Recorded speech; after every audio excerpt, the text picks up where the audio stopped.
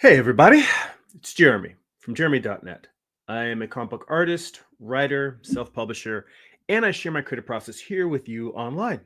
If you enjoy these live streams, would like to get additional bonus live streams twice a month, you can become a Patreon subscriber for as little as $2 a month. Head on over to patreon.com/Jeremy and sign up. It's patreon.com/GERIMI. If you'd like to get a free digital sketchbook, work in progress animated GIFs delivered right to your inbox, blog posts about what I'm reading, what I'm watching, what's inspiring me creatively, you can sign up for my free monthly newsletter at newsletter.jeremy.net. And if you'd like to purchase physical copies of my comic books, or if you read digitally on Kindle, go to amazon.jeremy.net. That will forward you to my Amazon author page. You can pick up my books there. All right. So I am continuing with an illustration that I was working on a couple weeks ago. I have been pretty busy with work over the past few weeks, so I have not had time to make any progress since what you saw me working on in the last session. So we're just going to pick up there.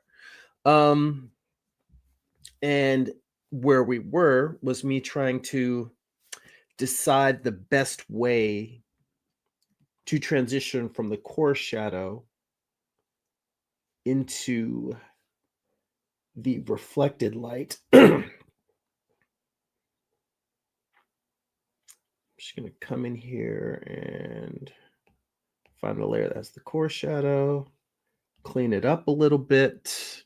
And hey, I see Gary Hodges on the chat. Gary Hodges of Dinosaurs versus Marsbots. Good to see you. How's it going, Gary? Hope you are doing well. Hope you had a happy Thanksgiving and a peaceful holiday season. Mine has not been as... What? Hidden layer? What layer am I on? There we go.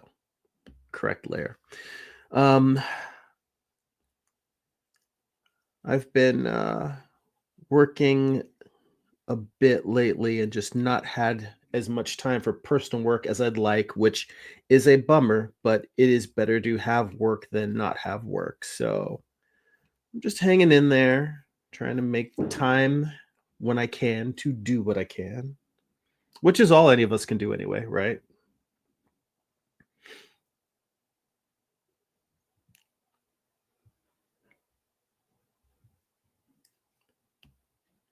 Make sure I'm even using... See, I wasn't even using the right brush. I would have gone in here with an airbrush, start painting. And that's not to say that that would have been a bad move, because I'm going through, excuse me, I'm going through this weird thing in terms of like how I'm rendering. My style in the past has been very like flat, blocky colors and really just focusing on just separating lights from darks. And I guess I'm trying to figure out in color how I want my rendering to look in terms of like rendering edges and values and hard turns and soft turns if I'm using a more flat colored palette instead of doing airbrushy kind of tones. So I guess I'm considering switching to more of an airbrushy look.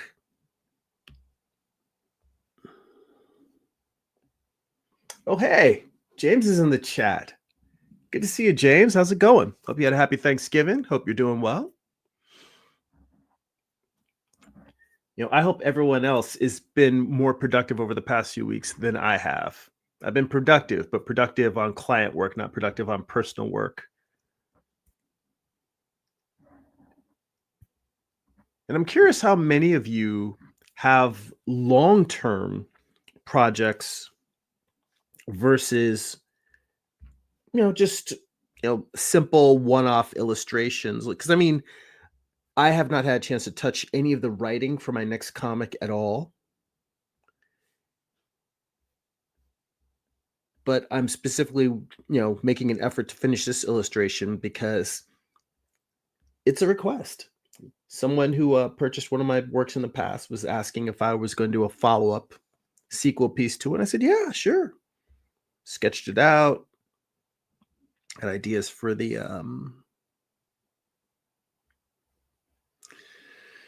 the composition, and basically just dove in.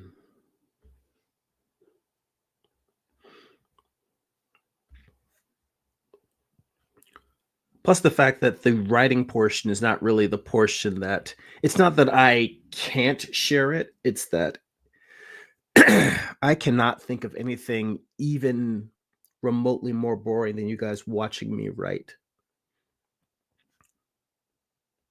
Like, I enjoy watching other artists draw. I enjoy watching people making, whatever they make, sculpting, painting, whatever process work. But writing is just one of those things that I have a hard time imagining as visually compelling. Although I do know that there are writers who do writer sprints where they'll get online and they will just be like, I'm working and I'm not going to be talking to anybody, but I'm doing it online so that I can, work with a group. People can be doing it at the same time. And who knows, maybe if I joined a writing sprint session, I might change my opinion about it. I might say, oh, wow, I love writing with other people. We'll see. Hang on, I need to clear my throat a little bit.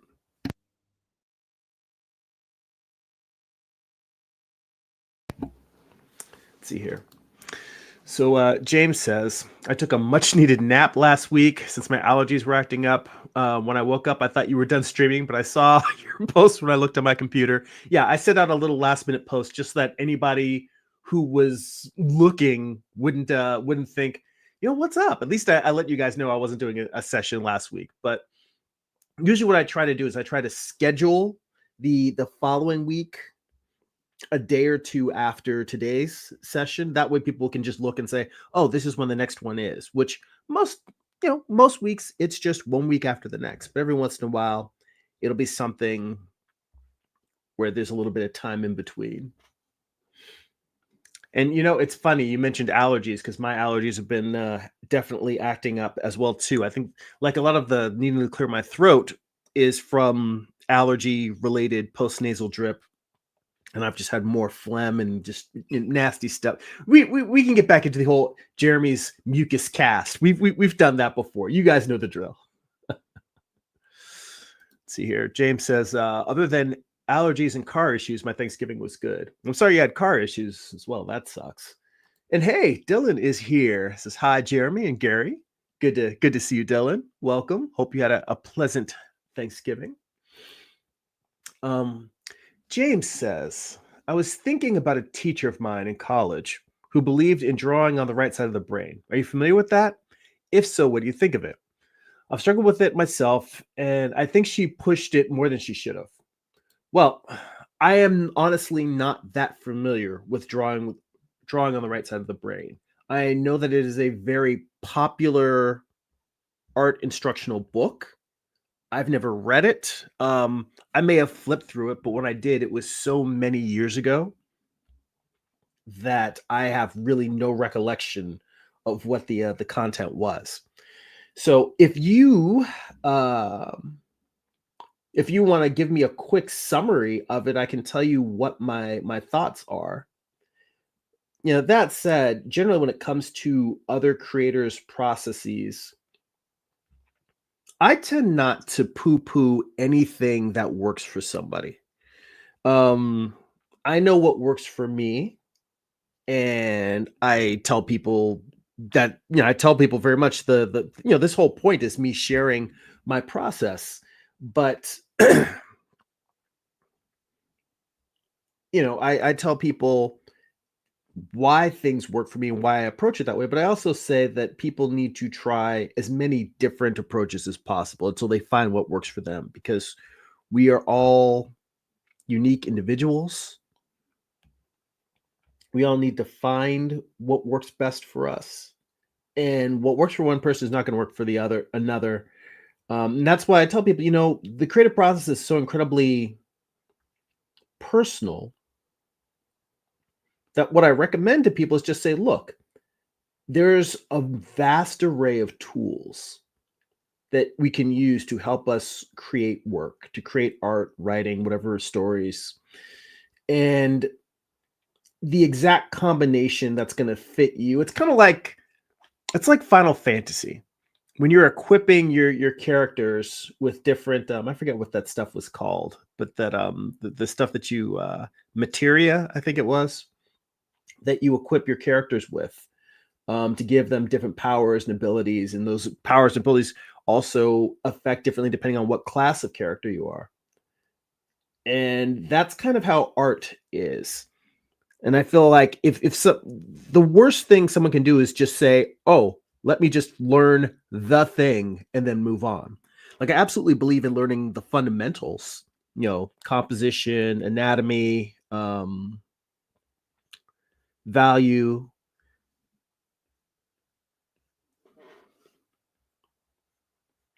gesture. I'm slowing down because now I'm trying to both think about those things and think about what I'm doing tone wise here. Um, but I absolutely believe in learning those things. But how you apply them and the way you approach them can be vastly different from person to person. And if someone tells you there's only one way, there's best practices, but you might be one of the random few who the best practices don't work, and you need to customize it and figure out your own way, your own path to making art work for you. So let's see here.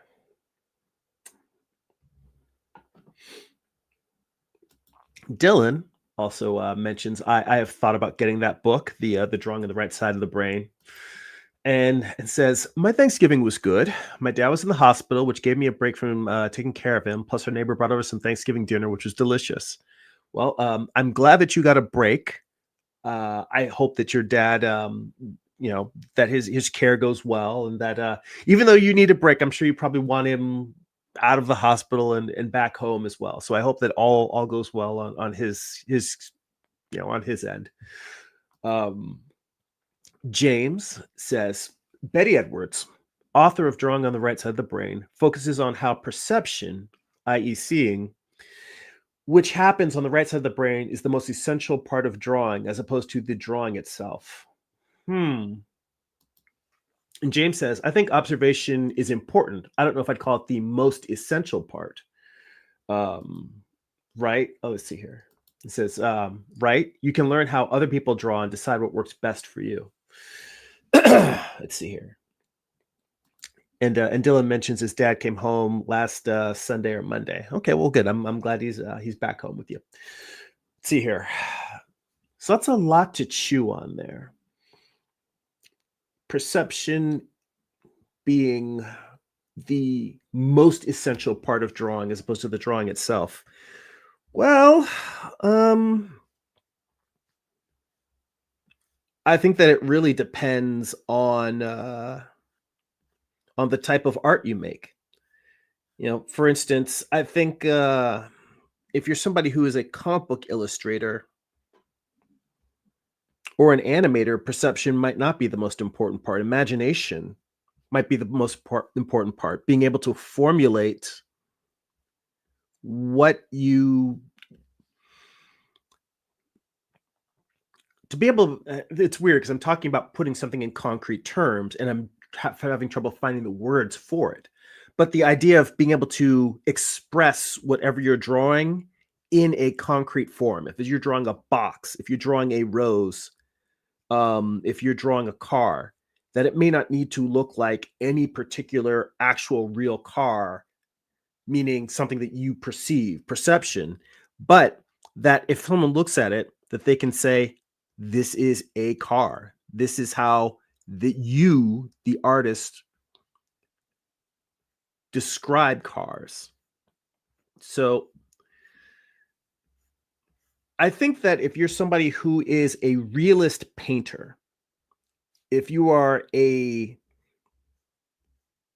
representational painter versus an illustrator or cartoonist, then I think that it's valid to say that perception is the most important thing, because in the end, what you're really trying to do, you can't get down what's in front of you if you can't see what's in front of you. And when I say see what's in front of you, I mean, whenever we look at most things, one of the hardest things to overcome as an artist is our natural tendencies to distort things, to create volumes where they aren't really there, or to exaggerate proportions. Now, for illustrators, comic book artists, animators, what have you, or honestly for expressionistic as opposed to realist artists, if you're trying to draw how something feels as opposed to how it looks, that is the exact opposite of Betty Edwards' process.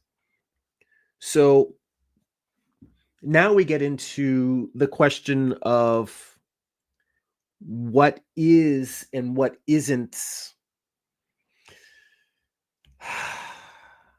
This is a very challenging thing to kind of describe.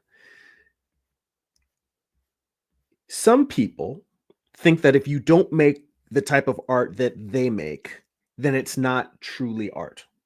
I disagree with that. I believe that there are lots of kinds of ways of approaching and expressing ideas and concepts, and to shut yourself off to just one interpretation is shutting yourself off to a world of expression. But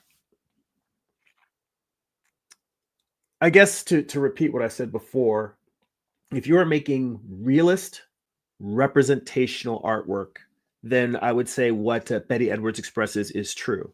If you're doing anything that is trying to convey more than just what you are looking at, anything that requires imagination, then I would say that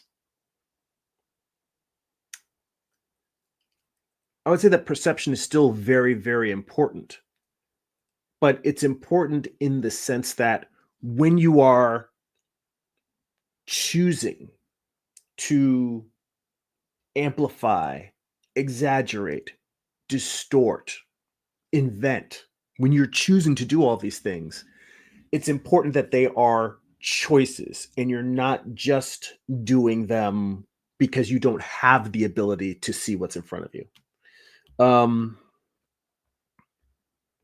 So I would say that perception is still of importance, but it is not the most important thing. Let me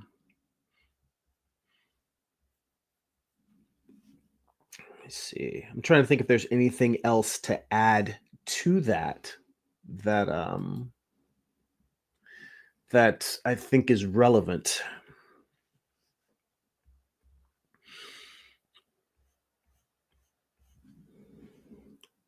I feel like I had something else kind of on the tip of my tongue, but it's not coming to me. I can't remember what else it is. But I mean, yeah, and who knows? Maybe if I actually read the book, I might come away with some extra thoughts or an extra appreciation for her approach.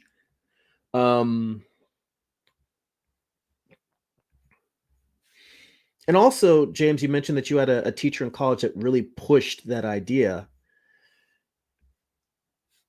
The fact that nowadays comics are such a kind of a major part of pop culture, I can see how someone who is teaching art, you know, in the 90s and the 2000s,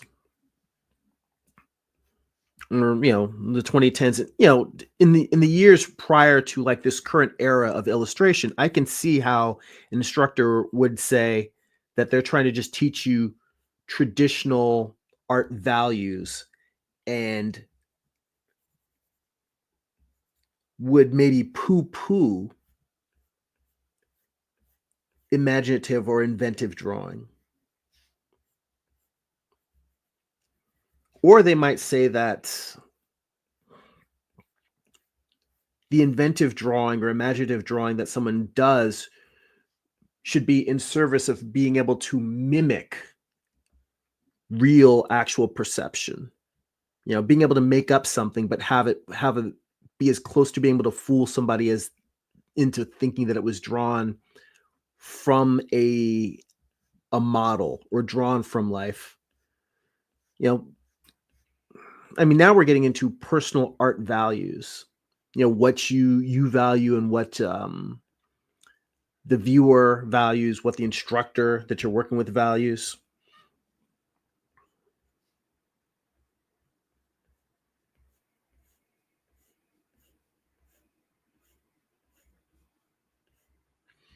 Let's see here.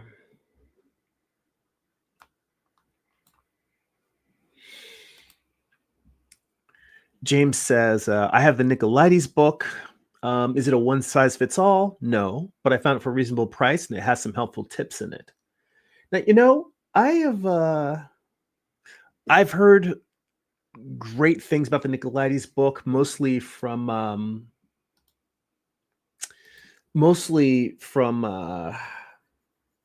why am I blanking on his name?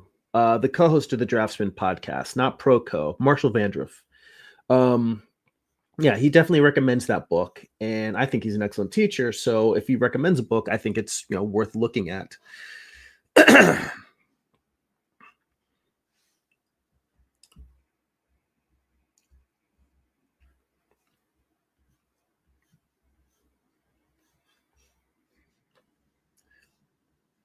There's a lot of things that I have not had time to absorb and look at. Like one of the things that I do on my Patreon is like going through and doing studies from art instructional books, because there's so many books I've bought over the years and they just sit on my shelf, and we wonder why we don't grow and learn and and advance as artists.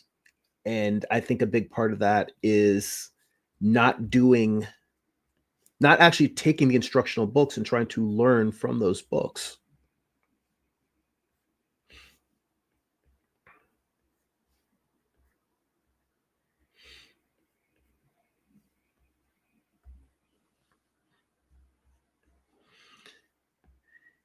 But I mean, I'm kind of a naturally curious person. So even if there is an idea or an approach towards art that I, on the surface, don't really agree with, I'm willing to try it, to dabble in it, and see if there's something that I can take away and add to my own process.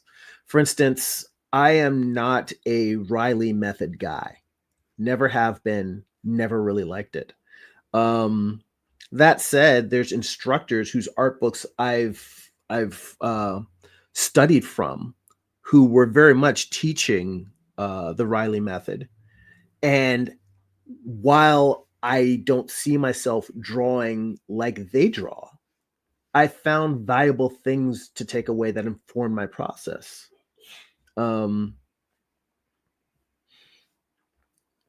So I think that's also another big part of the artistic journey, is just staying open to different ideas. Like, I mean, when the first question, when you first brought up the question, it's kind of one of those, do I have a hot take on Betty Edwards? I mean, like, that's kind of the way that I could interpret it. Like, am I going to say, oh yeah, I love her, I'm all over her stuff, or nah, it's garbage? And I am, for almost everything, I'm going to be in between. It's very rare for me to just out and outright reject any given idea. So I think even ideas that I highly disagree with, I look for things I can take away from it.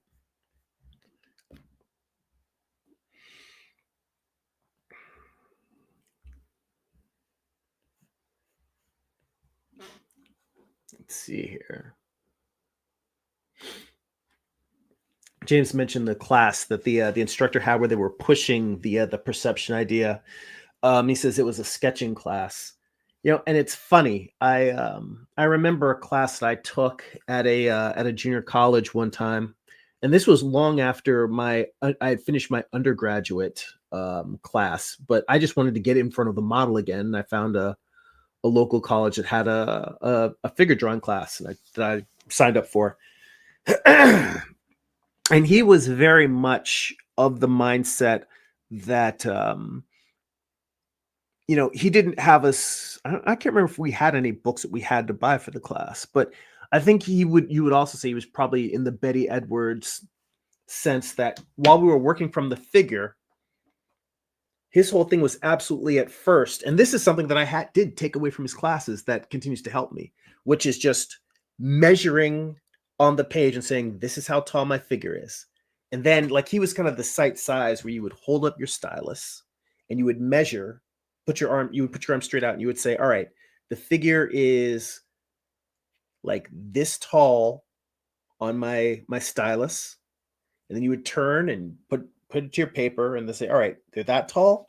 And you would go and put a mark and say, all right, they're tall. And then you would say, based on this height, the midpoint where the crotch is would be like here. And you would go and you just one by one, you just map your measurements. And then you would go in, once you've got your measurements mapped, you would go in and place, and it was all about two-dimensional measurement and then creating tonal maps to make it so that the forms turned where, the body part moved towards the light or away from the light. So it was very, very perception related. And so really there wasn't much gesture in that class. And that's antithetical to most of the studies I've done. Like staying at the Animation Guild, gesture is like the backbone of what animators do. So it really, but proportion is something that it is a weakness of mine. It has always been, and it continues to remain a weakness.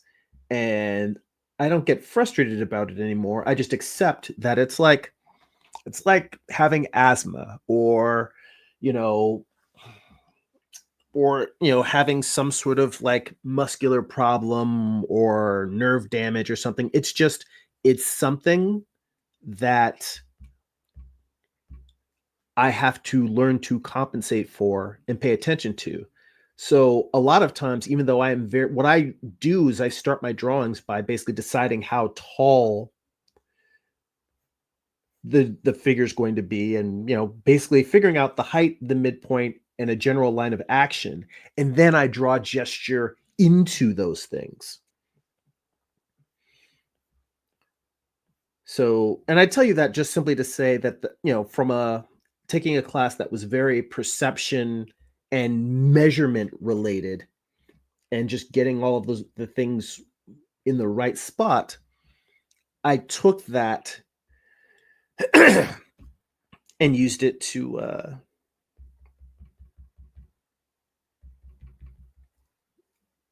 undo some of these paint strokes. I was starting to add another layer of tone in here, and I just think that that's not a good idea. What I really want to do is add some highlights now over the light areas. Let's see here.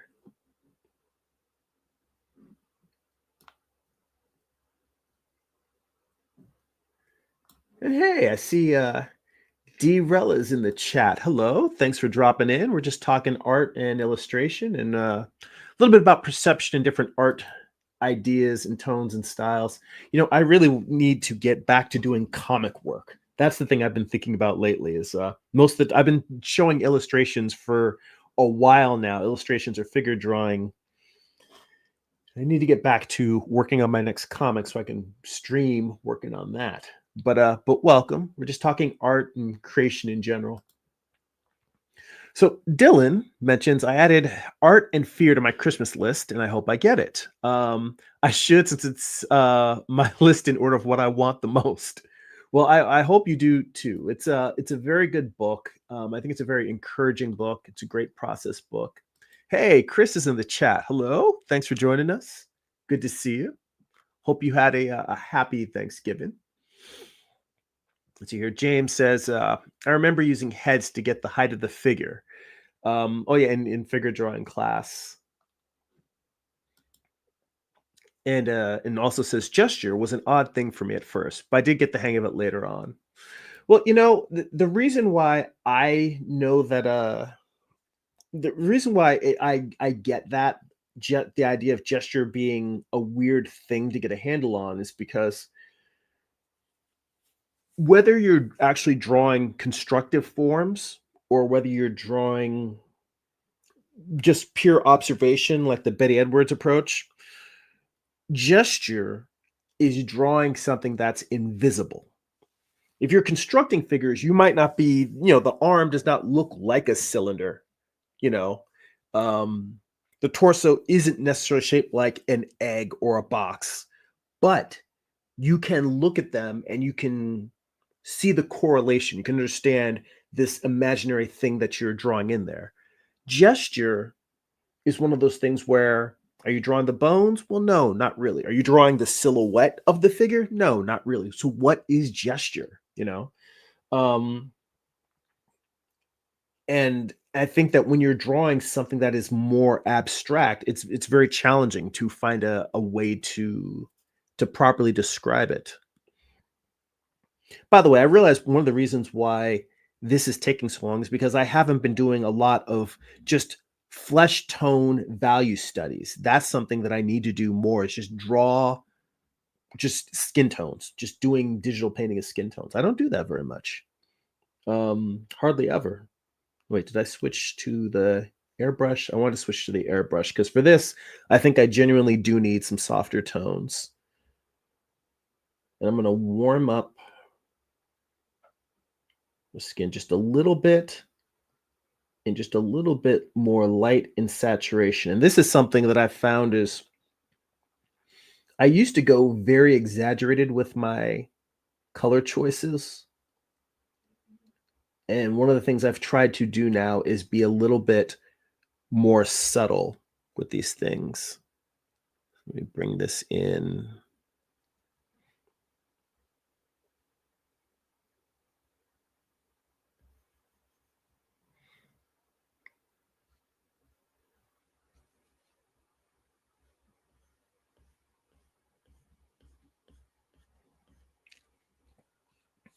Maybe this is too subtle.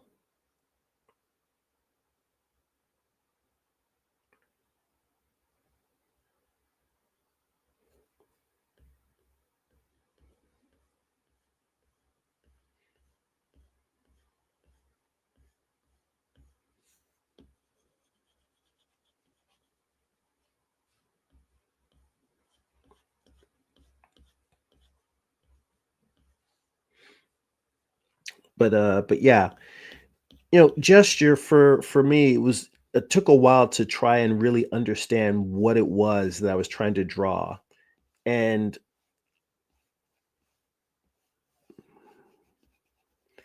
it's weird because on one hand, I see it as a combination of things. Because on one hand, I see gesture as the actual axis of, for instance, I've got a little remote here for my space heater.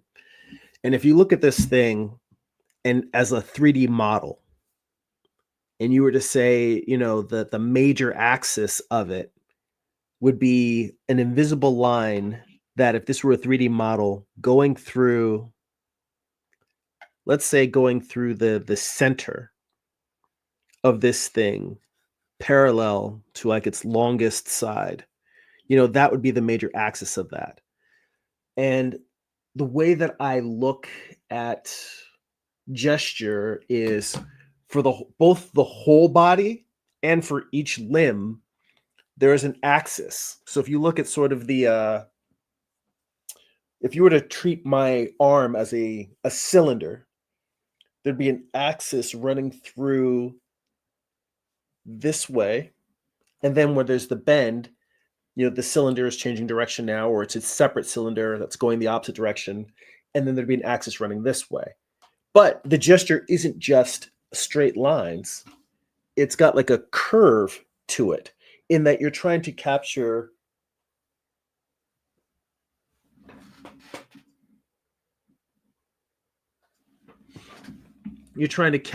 sort of this sense of energy and flow that a particular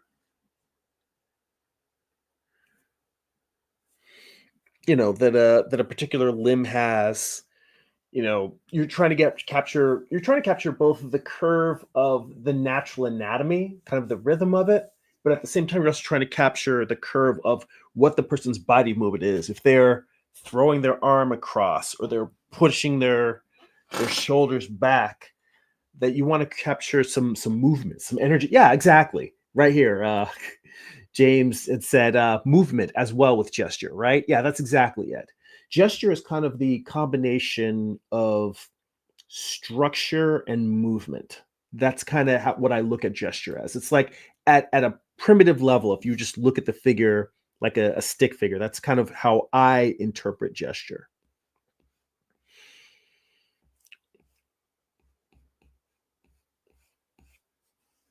But I also don't think that I have the last word on gesture. If someone else came in and said, no, no, no, this is what gesture really is, I'd be interested in hearing what their ideas are. I mean, that's kind of what I was saying at the top about wanting to hear different ideas because there may be something that I can take away from it. So I'm always up for that.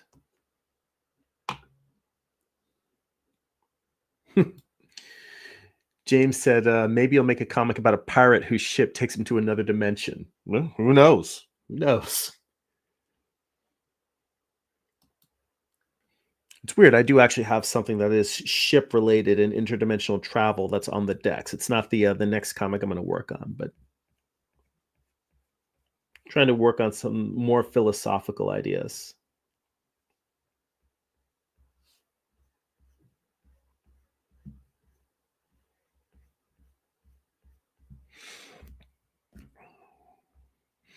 It's interesting now because I'm creating this. There's this weird contrast. I actually kind of like how this pops. This contrast between the very hard edge shadows and the soft highlights, which as I'm looking at this, the skin feels more naturalistic with the soft shadow, with the soft highlights. But I wonder whether my instinct, when we go back to perception, my perception tells me that if anything, it should be the opposite, and that the shadows should be soft and the light areas should be hard.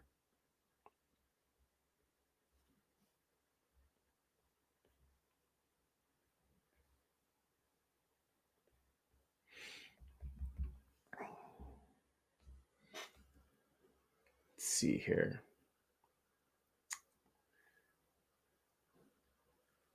And I see Odd Dude. I'm going to answer your question in a second.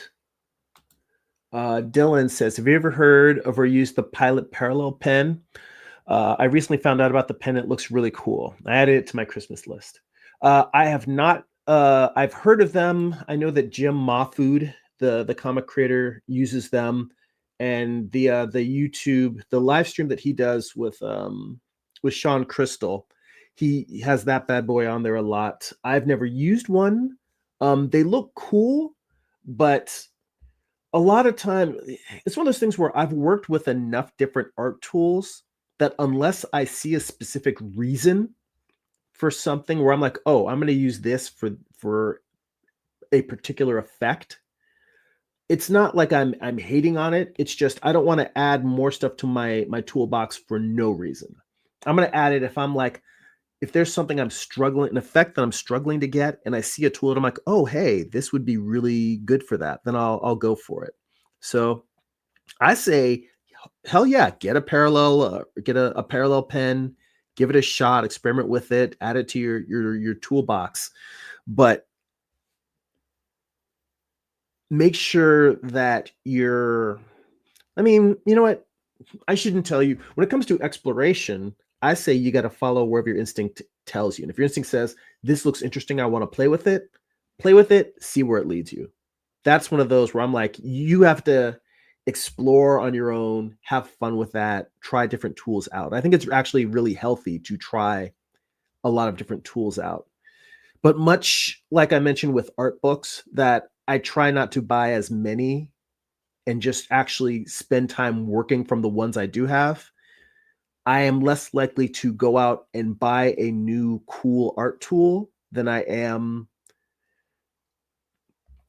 to want to just spend time working with the art tools that I currently have. Okay. So now, Odd Dude 21, and thank you for stopping in and asking a question. Welcome to the stream. Odd Dude 21 asks, how do you maintain motivation and aspiration to your work, to work on your comics? Comics is all I've ever wanted to do, but I can't seem to maintain momentum with all the chaos of life. You know what? You picked a really, really good time to ask me that question because I am in the middle of a very chaotic period of life. I was trying to make progress on the writing side of my next comic. I recently had a few freelance clients pop up kind of all at once, and I have been slammed for the past few weeks. Had to skip a couple of live streams, haven't had time to really do any personal work. One of the things that keeps me kind of grounded and connected to art, even if I don't have time to work on comics, is taking figure drawing classes. And I've even had to skip the figure drawing workshop that I go to regularly. Well,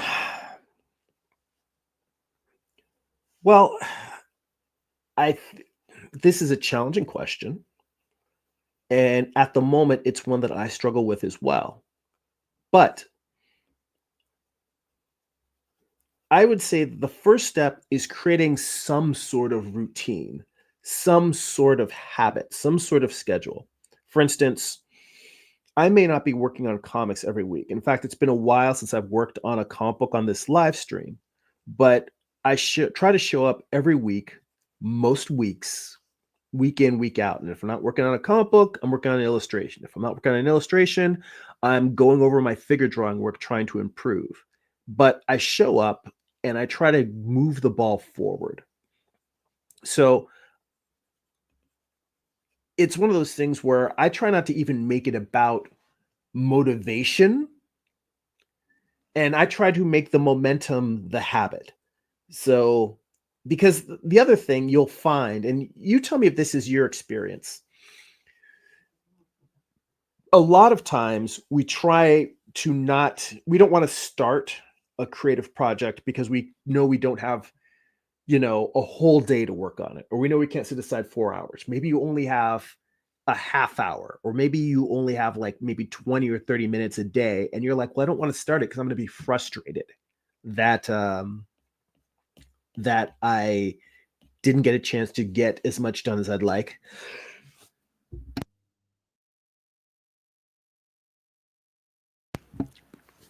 Pardon me. And then you end up not doing anything at all.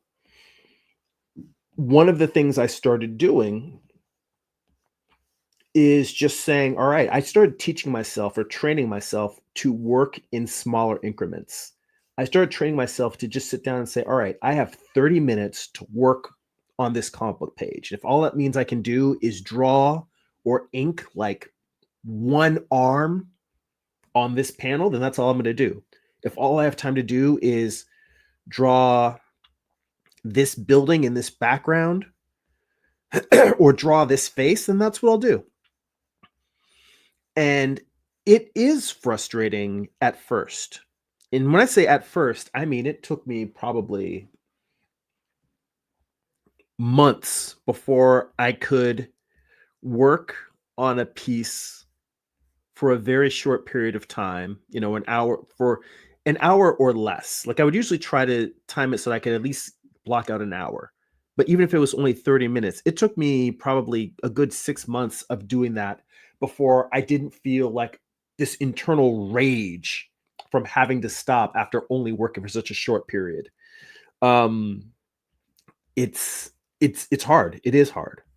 But when you can set aside, if you can pick one time of day and say, I'm going to show up at this time every day of the week and work for a short period of time, you'll find that if you work 30 minutes a day, 5 days a week, you got 2.5 hours of drawing done. And you might say, well, I want to wait until I actually have 2 or 3 hours to work. And then if you don't get those 2 or 3 hours in a row uninterrupted, which, like you said, chaos of life, who the hell gets 3 hours uninterrupted to do anything nowadays? Unless you get that time, you're always going to keep putting off doing any work. So that would be the first and biggest thing I would recommend, is just clearing time that you can show up and then showing up for it. And then the other thing is, once you do that, it's just a matter of trying to be clear on, I do jump around projects a lot. But one of the things that really helped was, for the longest time on this stream, all I was working on was this Western comic book that I had been doing for years. So if you can find like one thing, one project to work on consistently, that will help a lot too, because you don't really have to think about building a project from scratch. You just know, all right, I just need to keep the pages coming. So the writing, that's where I was really slowed down on my next upcoming comic, is that I'm not happy with where the writing is. I'm not the world's best artist. I'm not the world's fastest artist, but I draw well enough to tell the stories that I want to tell. So for me, it's not really about the drawing anymore, even though I'm always working on improving my craft. It's about becoming a better writer. And that act of trying to improve my writing is what has slowed me down tremendously on my new comic. And so the other thing that I've been trying to get into the habit of this year, and I've been failing, and that is, I'm trying to make showing up at the same time every day to write consistently, because I need to build my writing muscles the same way I built my illustrating and my drawing muscles. I need to show up and do it day in, day out, even if it's only for a few minutes a day, until I become consistent at it enough and good enough at it that I can just sit down, do it, and get results that I'm both satisfied with and do it consistently. And that brings me to the third thing, is I said that I fail a lot. Making art is failing. People don't like to hear that, but failure does not need to be this horrible, crushing thing. We all fail. I fail all the time. I constantly fail. And if you can't accept failure, it's going to be very, very hard to be a creative person. And it's going to be hard to make a comic. It's going to be hard to make anything. Because we're constantly pushing our boundaries, trying to make something that we didn't do before. And in order to do that, it's like lifting weights. Every time, if you add an extra 5 pounds on to the weight every week, you're going to get to the point where you reach your limit and you can't do any more. And you're going to be struggling at that limit. And then when you're able to do it after a long time of struggling at that limit, you're finally going to be like, okay, I can now do this thing my breaking point, the plateau. I can now do it without struggling. I can do it. And then you add a little bit more and you're struggling all over again. That's what it is. And I would say that I would reframe it, because I use the word struggle. And I would say that's more of a striving and pushing against your boundaries, your limits, and expanding your limits, because I try to find joy in the challenge, as opposed to just being frustrated. And that's the thing that kills a lot of creatives, is just being frustrated that you're at your limits and you can't get better, or you can't get better fast enough. That kills a lot of people's love of creativity, of making and exploring and artistic expression. And I feel like that was one of the big things that taking figure drawing classes consistently, it humbled me, but it also taught me to just enjoy doing something hard, even if I didn't do it well. So let's see here. Odd Dude says, you're the second person I've heard say that this week. Not wanting to start because you can't finish. I wish it wasn't so difficult to do what I can when I can. Progress is progress. Well, you know what? That you recognize that. You see that. The fact that you say you wish it wasn't difficult to do, just the fact that you're wishing that, you recognize the problem. That's important. You need to give yourself credit for that because you can change it. That's why. You're facing something that's difficult, but you have the power to change. Now, that power to change it's exactly what you said. It's difficult. I told you myself, I probably spent about 6 months where I was frustrated all the time because I couldn't. Yeah, that's not bad. I wish that I gotta look into it. I wish that Procreate had a navigator so that I could be drawing up close like this and then see the complete composition like in a box up in the upper right, kind of like how Photoshop has a navigator. Again, that's an argument for using Photoshop or Procreate. I mean, Photoshop or Clip Studio Paint. There are a lot of people who are not necessarily fans of using Procreate for professional illustration or completed work, but I do love it myself. So let's see here. All right. Well, you asked a very specific question. So Odd Dude says, were there any exercises you used to get into the habit of working in short increments? Yes. There's very specific habits. I will tell you that what I chose to do was at my day job. I work from home now, but at my day job in the past, my day job is working in graphic design, usually toy design, either designing products or designing packaging. I've done both and continue to do both. But designing is the kind of thing where you can do that work where you're moving the mouse, you're clicking, you're going, you're reaching up and hitting keystrokes on your keyboard, and you're moving your mouse. You can eat while you're designing. Sometimes you need to put your sandwich down or put your soup down and do something where you need both hands. But for the most part, you can kind of do it one-handed.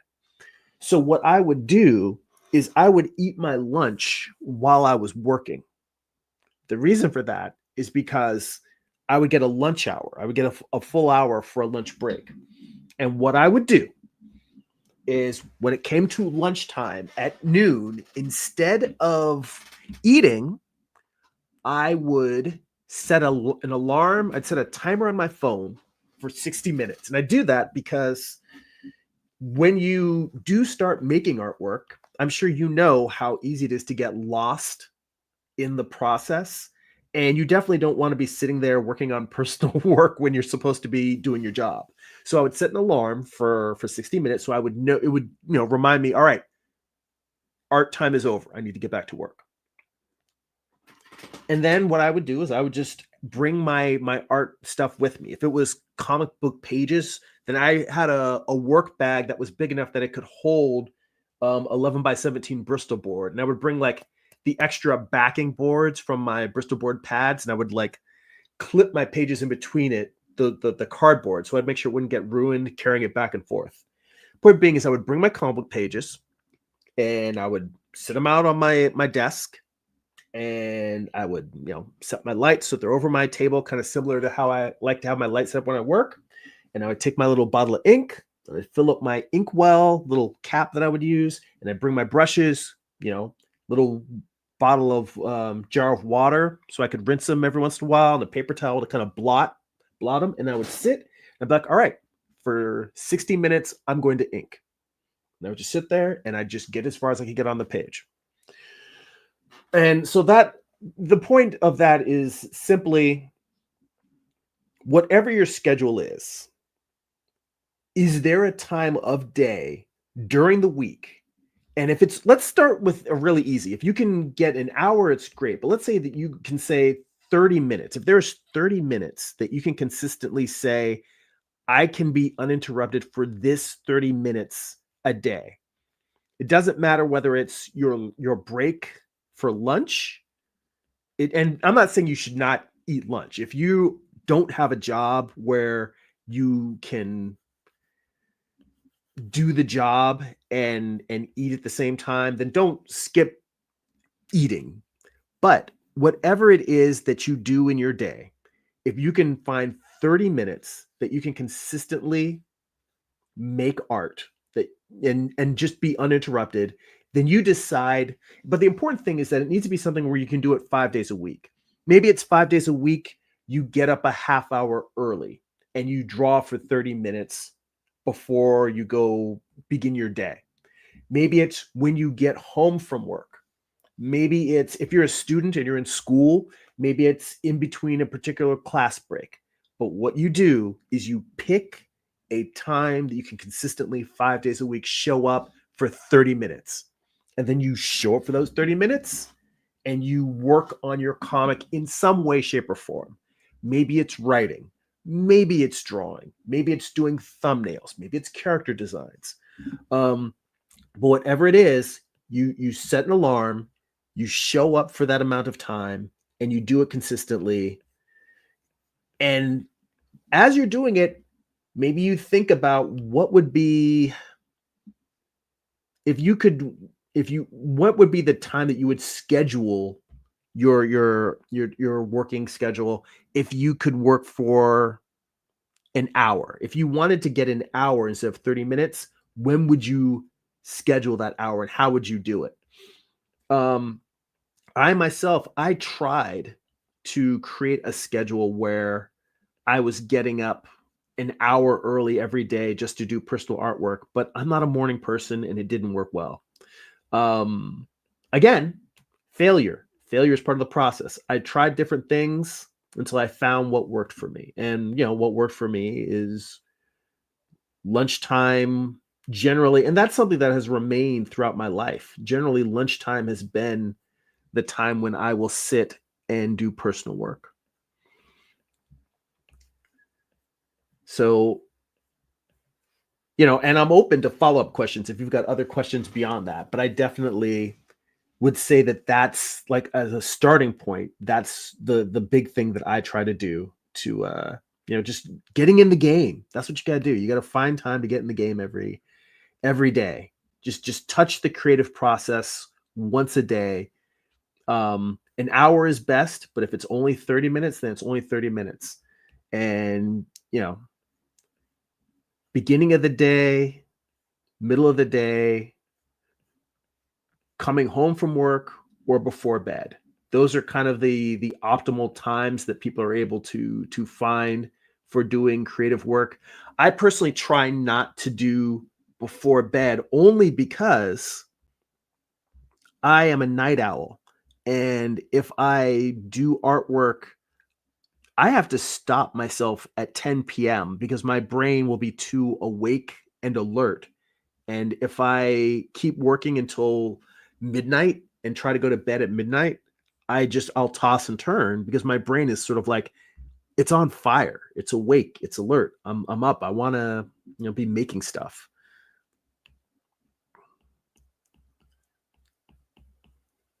Ooh.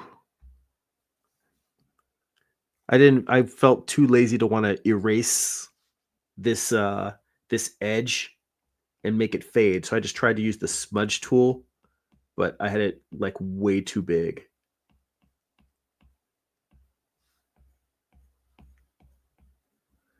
This probably would work better if I just erased.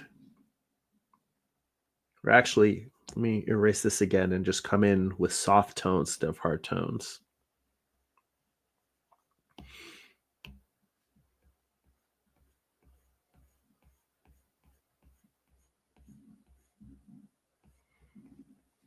Now, see, what I specifically want here is I want this edge to this lower edge down here. I want that to just sort of fade out.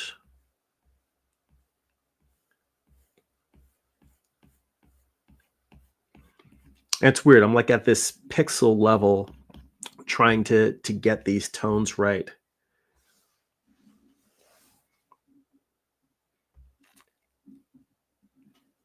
And I realize I'm getting a little bit too detailed, a little bit too lost in the woods.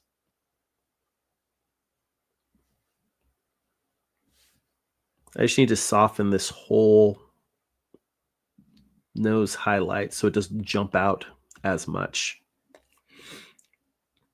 It's coming along. Let's see here. Chris is on board with that. He says, I feel you odd, dude. And then somebody comes along every day and goes all out on comic characters. But yes, progress is progress. I'll tell you, it's easy to be jealous of people when I see other creators that are putting out a lot of comics and they're getting work out every day. They've got new pages out, and I see that they've got like a new Kickstarter or a new book every few months. It's easy to get jealous, but I try to use that as a motivator. So it's not the jealousy like I hate them for being more productive or better than I am. I just say, look, they're showing me what's possible. I may not be living up to the schedule and the pace that I want, but I look and I see other people that are doing it. And I'm like, all right, let me just try to get after it a little bit harder. Can I do, I don't want to burn myself out, but can I give 10% more? Can I get, once I get up to kind of like we were saying about building up in increments, if I can get an hour a day of personal work, can I get 90 minutes now? Trying to find ways to just shave off a little bit of time, and it's not necessarily always losing sleep, or skipping meals. It's saying, all right, if I'm hanging out in front of the TV, spending some time with my wife, that's important. I'm not going to sacrifice that because, having connection to her is important to me. But, if I can have my iPad with me and be sketching, then maybe I can get a little bit of artwork done. And maybe it's just a matter of doing, maybe it's not even doing comic work. Maybe it's doing tonal studies. Like I was saying, doing studies of drawing and painting, skin tones, that sort of thing. Or just doing stick figure gestures. But doing something that's creative to kind of help keep me moving forward creatively every day.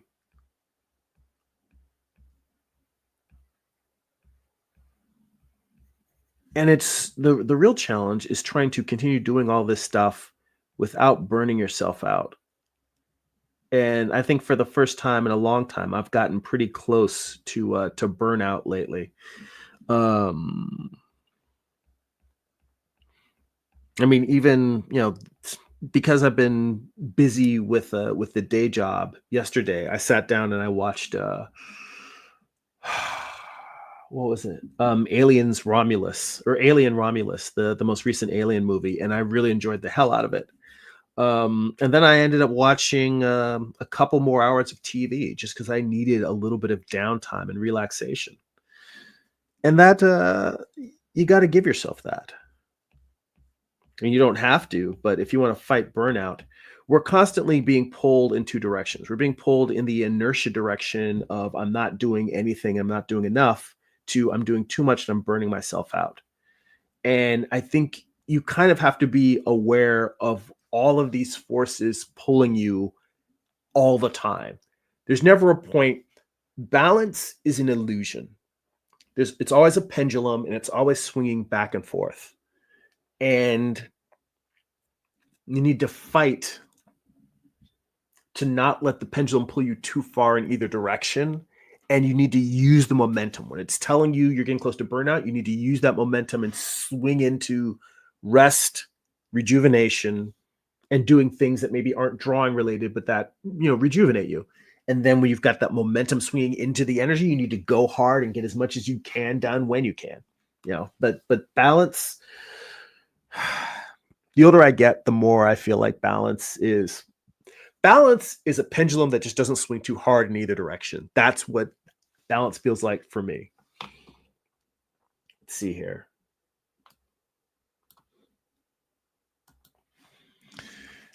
James says, I think spending time on a piece and coming back to it another day can help. That's what Bakshinsky did. You don't have to be in a hurry to finish.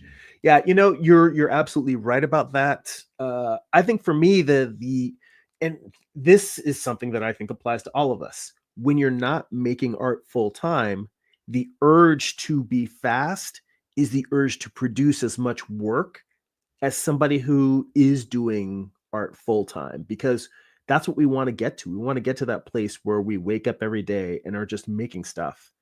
And I think that there's a certain level of just gnawing frustration, at least for me. I will admit that. I try to be very positive and encouraging, but I'm going to be real with you. I get frustrated. I get cranky that I'm not making masterpieces all the time, or I'm not, living a life where I wake up, I just sit down at the canvas or at the stylus, the computer, and just make cool stuff all day long. I wish that I were. And I think that we push ourselves, like you said, the whole thing about feeling like you need to be fast or always working, speed. And it's funny you mentioned speed. Dylan brought up the Pomodoro technique, that system that uses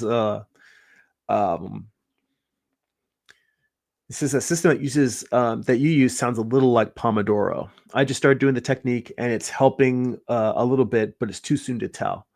You know what? You're right. I'm familiar with the Pomodoro technique, which I think is I think it's something similar to, like, you work for 45 minutes and you take a break for 15, or you work for 50 minutes and you take a break for 10. It's something like you're working for it in cycles of an hour, but you have scheduled breaks. I think that the Pomodoro technique is an excellent approach, particularly to keep you from burning out. For me, it tends to be the setting the timer is not about giving myself breaks. It's more about making sure that I don't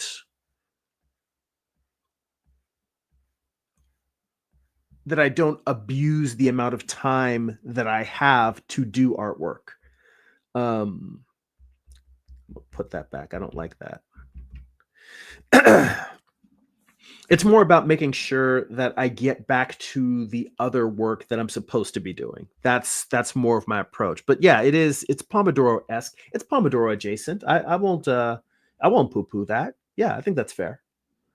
Let's see here. By the way, we're a little bit over an hour now, and I usually wrap up these streams, so I'm just going to slow down on the drawing and focus on these last couple of comments, and then we'll wrap it up for the day.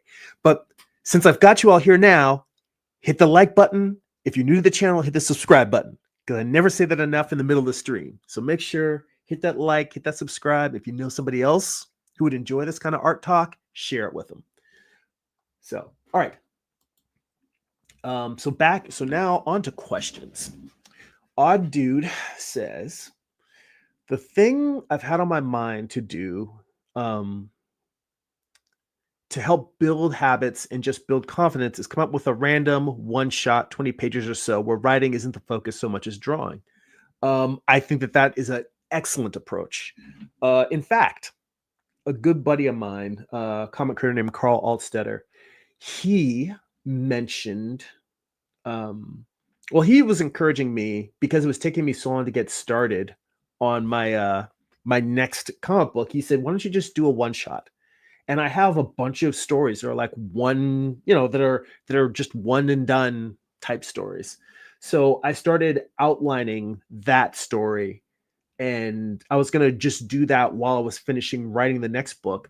But I feel like I'm getting so caught up into trying to make the writing for that as good as possible that now it's feel like it's taking too much time away from the main story that I want to do. So I'm kind of going back and forth between whether I'm going to do this short one-shot comic, like, the thing that you were going to do, or whether I'm just going to start on the first issue of my next series. I'm torn between the two. I haven't decided which I'm going to do yet. And I don't think I'm going to make a decision until I clear up more of my my day job work schedule and have time to think over just what I really want to do. Let's see here. Dylan's right. Dylan did say, did tell me, said, I'm glad you enjoyed Alien Romulus. I told you it was good. I will tell you that I think I enjoyed it more than the original Ridley Scott Alien. And I say that specifically because sometime last year, my wife had never seen Alien before. And I was like, what? So I sat her down and we watched Alien. And I enjoyed it as much as I have in the past. I still think that the original one is a masterpiece. But the pacing of a movie that came out in 1979, I think it was 79, it might be 80, but it was very, very slow. And the tension was slowly amped up.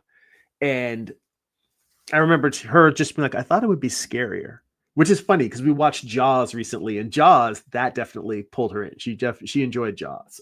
She also thought Jaws was a little bit slow in the beginning, but by the end, she enjoyed it. The new Alien, Romulus, like it sucks you into the characters right away. You're really rooting for them more, and I think you empathize more with them, with these people who are just struggling to get off of a mining colony that is basically like a slave colony, as opposed to just their long haul truckers in space who happen to pick up some cargo that tries to kill them all.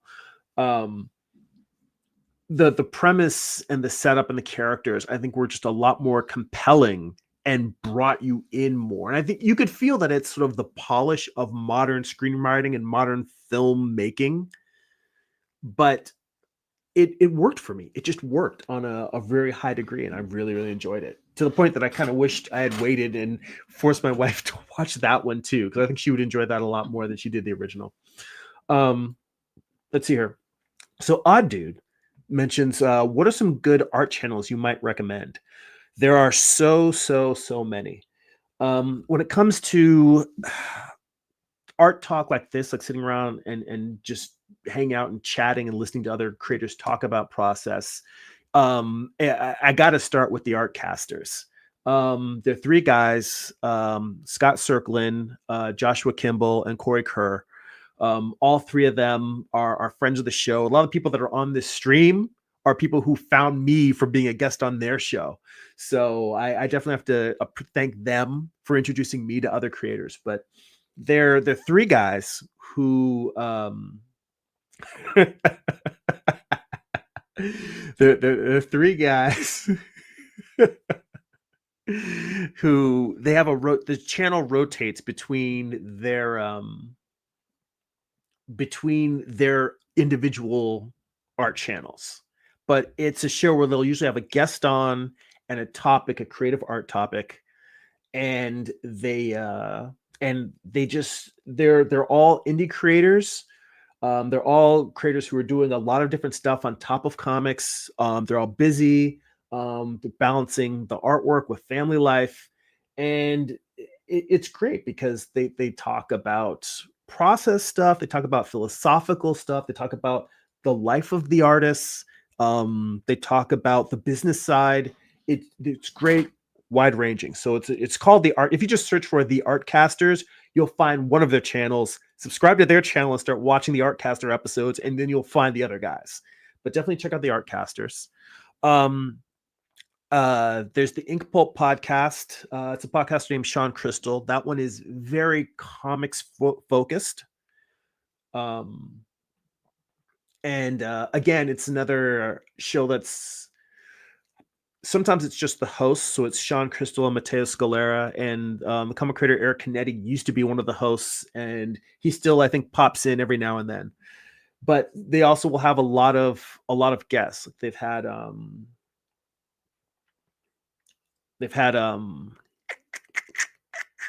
why am I blanking? I'm just tired and foggy. Inker extraordinaire, inked The Dark Knight Returns, Klaus Janson.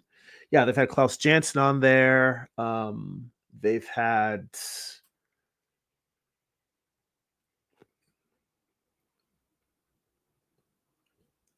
I'm trying to think of some other creators because they just recently had who's the one that they just had on that I was watching?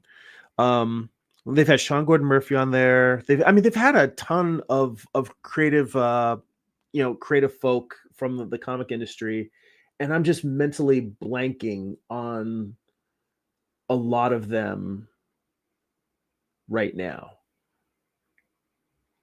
Pernell Oram, they had her on recently. I don't know if they've had Becky Cloonan on, but I know that they're friends with Becky Cloonan. But I feel like they should have had her on. They've had on Ramon Perez a few times. They have on just a wide variety of just creators that they know. That's a really good channel. Here, oddly enough, Scott Kurtz. He's used to be one of the members of Webcomics Weekly. He recently just started live streaming again, and I think he's got one scheduled for this evening. And I just enjoy listening to him and and his friends hanging out, talking art and process. Oh, well, I don't know if it's on YouTube, but ComicLab is a podcast that's from the other members of Webcomics, the old Webcomics Weekly podcast, which Webcomics Weekly is a podcast that came out, I want to say, over a decade ago. And it was a weekly podcast about webcomic creators just talking about their business and their process. And ComicLab is a spiritual successor to Webcomics Weekly. I definitely recommend that.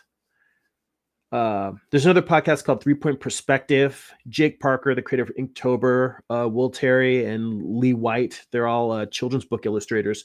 And they talk a lot about comics, but they have an online school that is very geared towards children's book illustration in general and children's book illustration in specific. So 3 Point Perspective is a really good podcast also for kind of in the same way as the Artcasters, where they talk. It's a little bit more structured, but it's very much kind of topic of the week, mailbag. That's the thing. It's not that it's more structured than, say, the Artcasters. It's just that they kind of have a format of, they'll have an interview and then they'll take audience questions. That's kind of the format of the show. They'll have a topic, they'll discuss the topic, and they answer mailbag questions. And then also Proco has they're not making new episodes anymore, but they have a Proco, the YouTube art channel. They have a podcast that they used to do called the Draftsmen, and all the episodes are up on YouTube. So I would recommend that. So that's off the top of my head. That's 4, I think. I lost count, but I would say check those out. I could give you like an endless list of all of the things the creators I follow on YouTube, the artists who I subscribe and just watch their process, art podcasts that I listen to. That's mainly because I just like to have a ton of things to listen to while I'm drawing. It's an endless list, but that's just the tip of it. And anytime you want some recommendations, feel free to drop me a message in the comments on the channel. And I don't get as many comments regularly, but I do try to check them out. So if there's anything you want to ask me, any follow-up questions or any art questions, feel free to leave a comment on any of the videos, and I should see it, and I'll try to get back to it.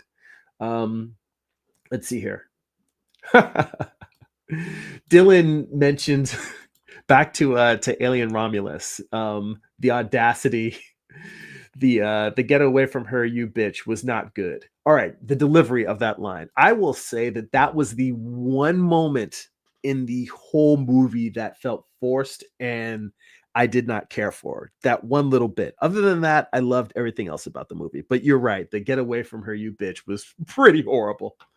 And hey, Herman's in the chat. Says, what's good, Jeremy and peeps? I just started to sketch again. Or thumbnail on paper when I work late at nights. That is a great recommendation.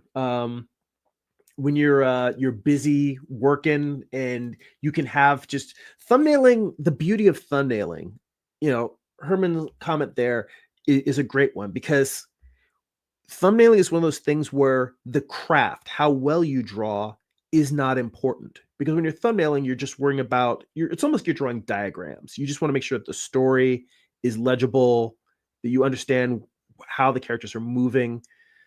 It gives you the ability to make progress on a creative project. And I will say, not just for comics, but also I thumbnail the hell out of my illustrations. Like you can see the videos of me doing the thumbnails for this illustration that I'm working on. I am a big believer in thumbnails. It's probably one of the most crucial parts of my creative process. And the nice thing about it is, like I said, it's not about how well you draw. It's just, are you getting your ideas down on the page? So yes, anytime that you can just thumbnail for a comic, character designs, what have you. This is also going back now to Odd Dude's questions about things and ways to be productive in small chunks. Thumbnailing is highly recommended. That's great. I'm glad you brought that up, Herman.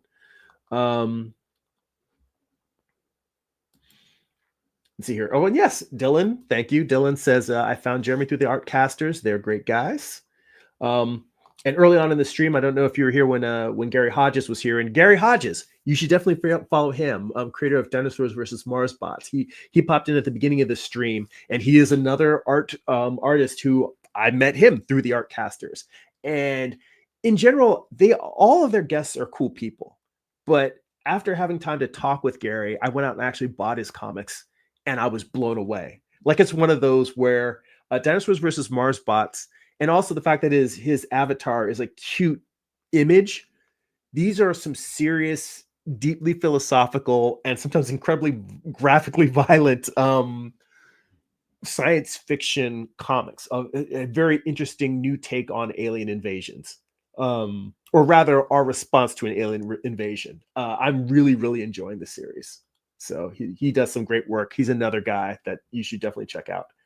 Let's see here. Herman says, I'm picking from the abstract stuff I'm doing to make multiple pieces of work. Yeah, that's a lot of times when I'm thumbnailing, it's like it's kind of like just pages and pages of different ideas and getting stuff down and then going over and saying, all right, I'll circle this one, I'll circle that one. If I'm thumbnailing digitally, taking all of the little pieces and copying them and paste them into a new document that has the collection of images that excuse me, that really worked for me. Dylan says, in terms of the Artcasters, just don't get Cory started on AI and don't get Josh started on politics. Yeah, that's well, you know what? I think you can, first off, getting anybody started on politics these days is just going to lead to fights. And AI in the art community, I mean, obviously there's AI bros and there's people who are AI hell knows. And we don't seem to be coming any closer to finding a resolution to that. So we'll just leave that there. Let's see here.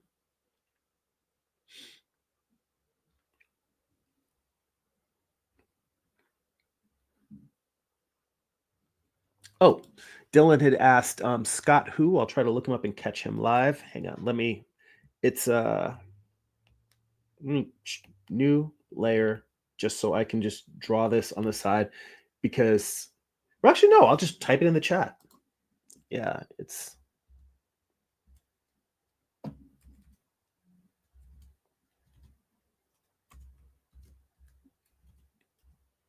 Yeah, so let me go down here. Yeah, so his name is Scott Kurtz, and for a long time, he did a webcomic called Player versus Player PvP Online, and then he moved to a new comic called Table Titans, which was kind of a spin-off of some of the characters in there, but it's like illustrated RPG, a cartoon of characters RPG campaign, and now he's doing a young adult graphic novel that's sort of like the characters in the RPG game as kids, doing the same thing, where it's like he's illustrating their role-playing game campaigns, but it's doing that as a young adult, as teenagers. So very, very cool stuff, and he's definitely worth looking out. Let's see, Dylan asked David Hartman. I'm not sure what name I said at which point, but let me see. Who was I talking about? I had said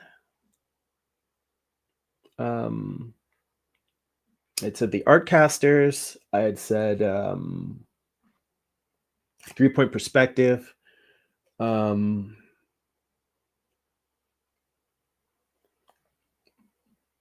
don't know. I can't remember. You guys have to watch the replay. My brain is fried. Let's see here.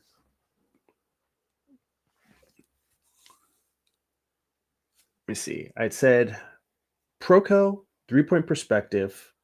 Proco, the Draftsmen podcast, but Proco, 3-point perspective, the Artcasters, Scott Kurtz. I'm trying to remember who else I said in all of these conversations. Oh, ComicLab. That's the other one. So if there's another one that I mentioned besides that, I apologize, I can't remember. And ComicLab is hosted by two guys, David Kellett and Brad Geiger. And Geiger is not spelled like H.R. Geiger, and it's not spelled like Geiger counter either. It's easier to just look up Evil Inc. Comic. But he has a YouTube channel as well, although I think he spends a lot more time on TikTok now. But all of those guys, I mean, the whole point we're talking about this, people who are all over social media. Okay, here's another one that I want to recommend because I just don't think he gets enough love, is the Dark Art Society podcast.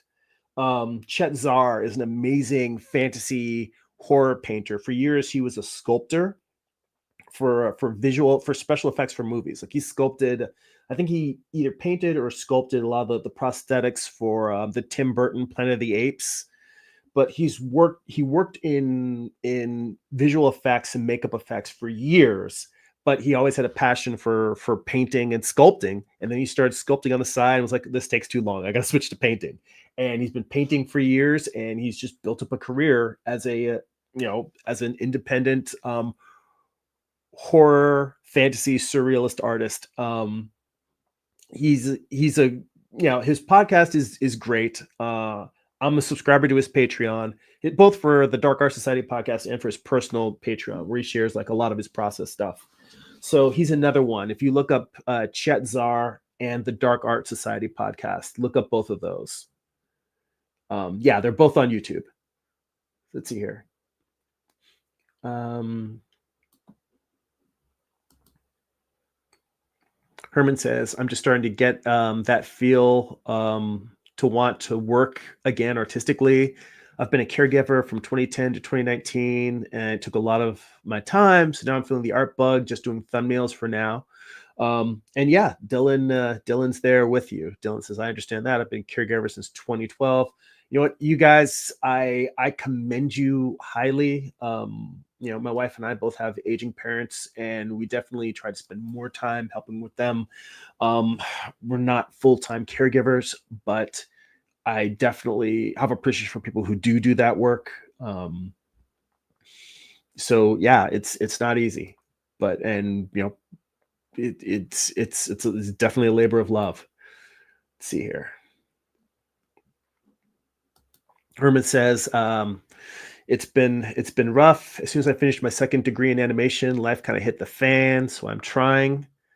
Um, yeah, well, I mean, yeah, but you have the knowledge of that animation degree, the work that you did. So it's one of those things where, like you said, if you can find little time here and there to thumbnail, I'm sure you've got like everyone I know who's an animator just has tons of ideas flowing out of them. It's just a matter of getting them down on paper.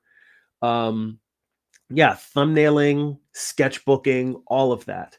Honestly, I'll tell you, sketchbooking is one of the great things for feeling more connected to art. Sometimes I'll just sit down and there's a website called Line of Action, and I think it's all one word. It might be line dash of dash action. I can't remember which, but it's one of those art reference websites where they just have photos that play like on a timer, like a figure drawing class. You can work from them. And I signed up for their subscription because it was something cheap, like $2, just because I feel like it's such a great service that I feel like they should get recognized for it. I want to, kick them down some money because I use it. Even though I go to in-person figure drawing classes, I still feel like I want that thing to be there because that got me through times when I did not have in-person classes to go to. Yeah, and Dylan is there and is feeling it. Dylan says, "Congratulations on finishing your second degree. Just keep trying. We're all rooting for you. So keep at it." And Gary's still here. Gary says, "Thanks for the shout out. I've been lazy streaming the past few weeks, but we'll be bumping it up. Artcasters for sure. Check out." Yes, very much so. And I'll tell you, see that the thing about having something regular. Honestly, this the Sunday live streams. Some weeks, this is the only time that I make art. So that's one of the reasons why I try to stick to it. So that goes back to the question that Odd Dude was asking originally. It's just, even if it's only a half hour, whatever it is, you can sit down and find some sort of schedule to stick to. Let's see here. Chris says, "Would like to see some of your charcoal figure drawings and how you hold the pencil. Can't see you work." Well, we will do that next week because I'll make a note for that because I'd like to do that every once in a while. I try to do once a month, do a session where I'm working on my figure drawings. So we'll go over that next week. But also in the meantime, if you just search on my channel for figure drawing, you'll see videos of me going over my figure drawing work.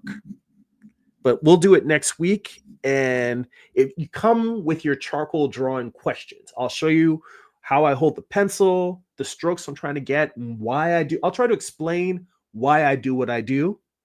Not because it's the only way to do, but at least you can see kind of the method behind my madness. So we'll definitely talk figure drawing next week. Let's see here. Herman says, "Word, Dylan, my skill set is obsolete as far as software I use. But I use Rebel 6 and has a digital traditional feel in real time. So that's my weapon of choice now, and pen and ink. I have not used Rebel 6, but I've heard very good things about it as well. A lot of people I know that do work where they're inking and they want a traditional comic book inking feel. They go by Clip Studio Paint as their go-to. I've used the desktop version and didn't like it. But part of that is that I was drawing on a Wacom tablet, and I really, really prefer the Apple Pencil, the drawing feel of it. So it might be that I just need to try Clip Studio Paint on the iPad and see how it works. Dylan says, "I wonder why Draftsmen isn't making any more episodes. I thought that we're on a break."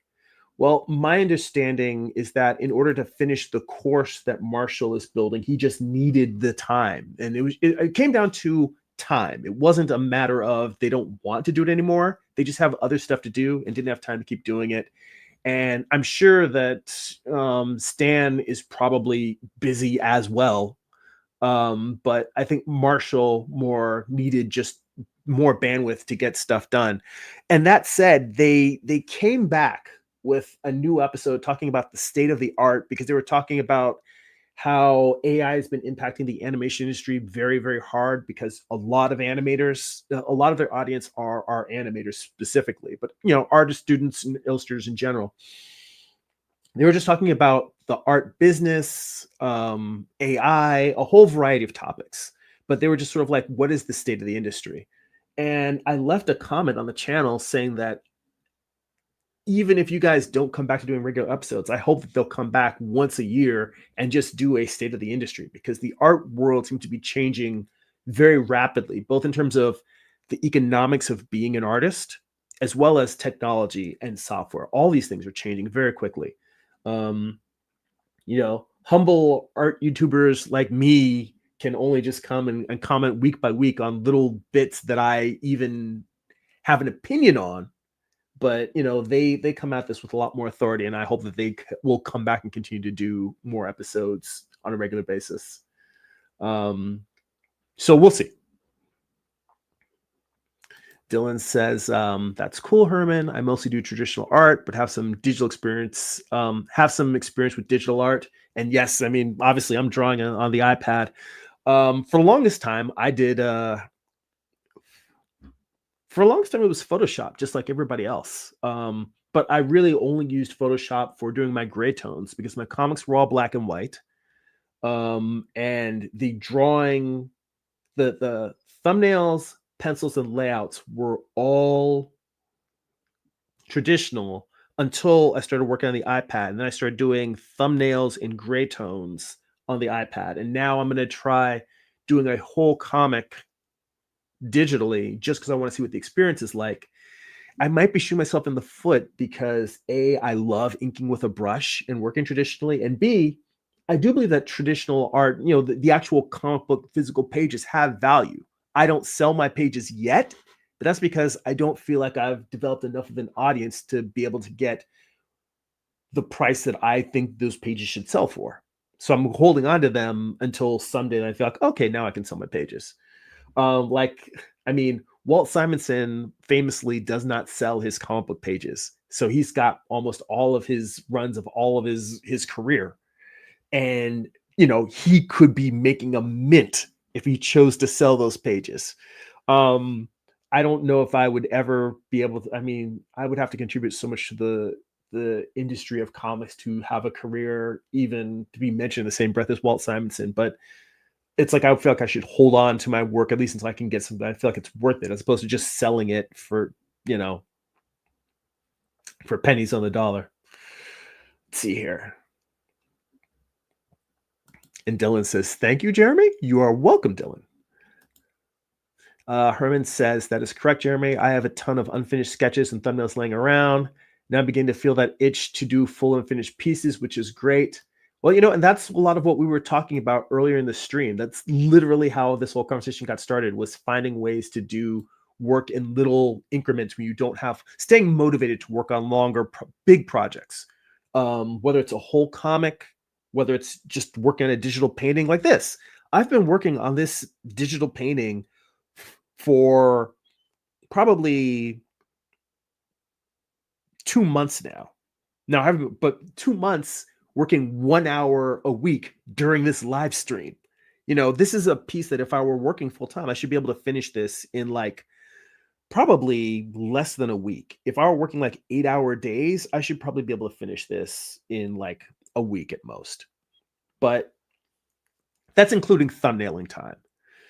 But no, I've only had the time to just work in little bits. So that's what I do. That's all we've been talking about. That's what we've been talking about for a large part of the stream. Dylan says, I would recommend the YouTuber Drewscape. He mostly does videos on relaxed and loose comics. He's pretty inspiring. I'm going to write that down. I'm going to check out Drewscape. And by the way, there's tons of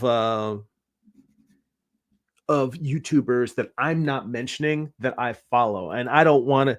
The problem is I'm always going to leave out somebody. But there are so many great art YouTubers out there who I really like. Who I really like is Whyt Manga, and it's WHYT Manga. And he's a black dude. So I've never actually asked what the origin of the name of his channel is, but he's a guy who does manga. He's published a just a shit ton of comics. Incredibly prolific and prolific YouTuber, prolific artist, prolific writer, prolific creator. He's definitely another one worth checking out. Let's see. All right, we got to wrap it up here because I have some family time stuff that I need to get to. So last couple of comments here. Oh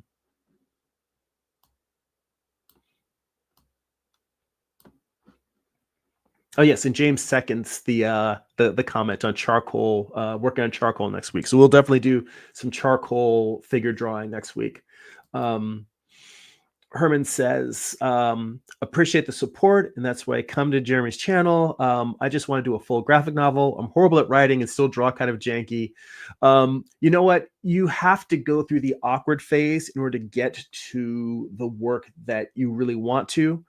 My first graphic novel, Eye of the Gods, I still sell that book at conventions. I'm going to show it to you guys at the end of the stream. I am proud of the work that I did. I would also acknowledge that it has a lot of janky art in it. There's no magic way to skip it. And the reason why I say this is because there's no way to skip that janky phase. You have to go through it. And the absolute best advice I ever got in my entire life was from my art instructor, my drawing teacher, my freshman year in college. And he told me, if you wait until you are as good as you want to be to make something, you will never make anything. We're never going to be as good as we want. I listen to interviews with like master draftsmen and amazing creators who are, who are brilliant, and they're still not happy with their work. That is the nature of, because every time you get better, your appreciation, the bar of what is possible also goes. So as you gain skill, you also gain ambition. So you're never going to be at the level where you're like, yes, I'm a master now. Or at least you probably, I feel like that's just really arrogant to think that way. But if you let the fact that the work you're making now is not at the level you want it to be stop you, then that hurdle's always going to be there. So you just have to, you got to keep pushing through. Like now I'm able to draw well enough to express the stories that I want to tell. That doesn't mean that I think that I'm a master draftsman. I have so far to go as an artist. And I try to encourage you guys that it's okay to always feel like there's farther to go, because that's the journey we're on. We're on that journey together. Herman says, trying to learn Jeremy Drive and skill set and apply that to my work. Well, if I can encourage any other fellow creator, then I feel like I'm giving something back to the community. And that's important, because I've learned so much from artists I've known throughout my life. So if I can share things that encourage and help you improve your work, then my work is done here. And I'm humbly grateful to have been able to do that. So here, Dylan says, I would suggest you look into the zine. For a lot of people, a lot of people create mini comics, and a lot of them aren't the best writing or drawing. They are more for art creation, not for professional work. Yeah, zines are totally, they're a valid form of creative expression. So there's a huge scene, a zine scene, as it were. It's just people just making cool stuff, comics that they're photocopying and selling at like art markets and fairs and farmers markets or whatever. So let's see here. Herman says, wow, 2 months? I don't feel so bad, bro. Thanks. I've been doing digital abstract rebel sketches. So yeah, enjoying the process. Yeah, I mean, I wish it wasn't taking me 2 months. I thought I'd be done a lot sooner, but it's just, little bit at a time. Sometimes all I may get to do in terms of personal work, sometimes it's an hour a day. Sometimes it's just an hour a week. But that's what it comes down to, is just trying to stick to what you can do when you can. James says, not so much a channel recommendation, but I thought Cinderblock Studios' videos on whether art is a talent or skill was interesting. All right, that's another good recommendation, folks. Cinderblock Studios. Whether art is a talent or a skill. I'll check that out. I know from myself, You know what? I'm not going to get into that question, but ask me that question again next week, because if we get into that now, we're going to keep going, and I do need to wrap it up. But it's a great question, and I do have opinions. Let's see here. Herman says, word. Have a good one, Jeremy and Peeps. Y'all have a good one. All right, Herman, thank you so much for spending time. Thanks for the great conversation and questions. It was always good to see you.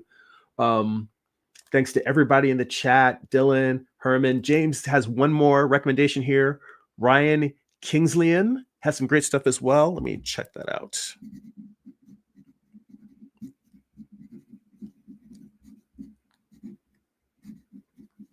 You know, and I don't think he's making new videos anymore, but oh, why am I forgetting his name? I literally was about to say it because I can see his face, but I can't remember his name. Well, Ahmed Aldori recently came back to YouTube. Guy who created Med's Map. And then there's another artist who is a friend of his who has a channel that's just as long running, and he was a teacher at, I want to say, Brainstorm in LA. And I can't remember why I can't think of his name right now, but he's another great art YouTuber. Okay. All right. Dylan says, art, I'm not even sure if it's a talent or a skill or both or neither. Fair, valid. All right, guys. On that note, we are going to pack it in for today. But before we go, if you enjoy these live streams, let's get additional bonus live streams twice a month. You can become a Patreon subscriber for as little as $2 a month. Head on over to patreon.com/Jeremy. It's patreon.com/GERIMI. If you'd like to get a free digital sketchbook, work in progress animated GIFs delivered right to your inbox, blog posts about what I'm reading, what I'm watching, what's inspiring me creatively, you can sign up for my free monthly newsletter at newsletter.jeremy.net. And if you'd like to purchase physical copies of my comic books, or if you're digital on Kindle, you can go to amazon.jeremy.net. I'll forward you to my Amazon author page. You can pick up books like my first graphic novel, Eye of the Gods. It is a standalone psychological thriller about a man who is cursed with visions he cannot control. You can pick up my most recent project, Morningstar. It is a retelling of Lucifer's Fall from Heaven as a Western. It's an 8-issue series. Volume 1 contains issues 1 through 4. Volume 2 contains issues 5 through 8. Both have extensive back matter, character designs, thumbnails, page layouts, and more.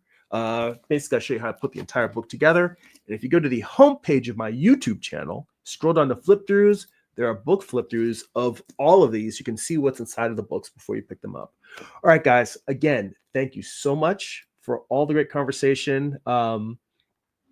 It's fun hanging out, seeing you guys. I'll see you next week. We'll do some figure drawing, break out those charcoal pencils, get them sharp, get them ready.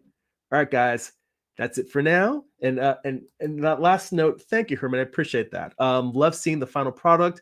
That's nice. That's the goal, man. Yeah, it takes a number of years to get there, but when you actually have a solid book in your hand that you can show people, that's what we're working towards. And you're gonna get there. It's gonna take time, but get that consistent habit in. Carve out some time in your schedule to do it. And start moving forward. All right, guys. That's it for now. Go be creative.